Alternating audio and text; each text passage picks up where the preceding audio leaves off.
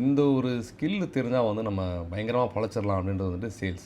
அதே மாதிரி ஒரு கம்பெனிக்கு வந்து ரொம்ப முக்கியமான ஒரு விஷயம் வந்துட்டு சேல்ஸ் டீமாக தான் இருப்பாங்க. ஏன்னா அவங்க தான் வந்து கம்பெனிக்கு ப்ராஜெக்ட் கொண்டு வரது, கம்பெனிக்கு கேஷ் இன்ஃப்ளோ உள்ளே கொண்டு வரது அவங்கள தான் இருப்பாங்க.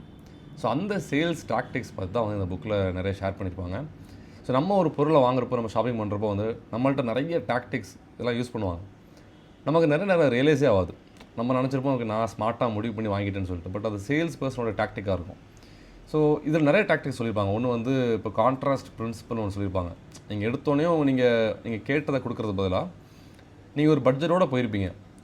அவங்கள்ட்ட காமிக்கிறப்போ வந்து பயங்கர எக்ஸ்பென்சிவான விஷயத்தை காமிச்சிட்டு அதுக்கப்புறம் அதுக்கு கீழே உள்ள காமிக்கும்போது வந்து உங்கள் பட்ஜெட்டில் இல்லாட்டி கூட ஓகே இருக்க அந்த எக்ஸ்பென்சிவோட இது பெட்டராக இருக்குன்ற சாய்ஸில் நீங்கள் சூஸ் பண்ணுவீங்க. ஸோ அதே மாதிரி ரெசிப்ரோகேஷன் ஒன்று. இப்போ வந்து நீங்கள் வெளியே போகிறீங்க, உங்கள்கிட்ட வந்து ஒரு ஃபண்ட் ரைஸ் பண்ணுறதுக்காக வராங்க.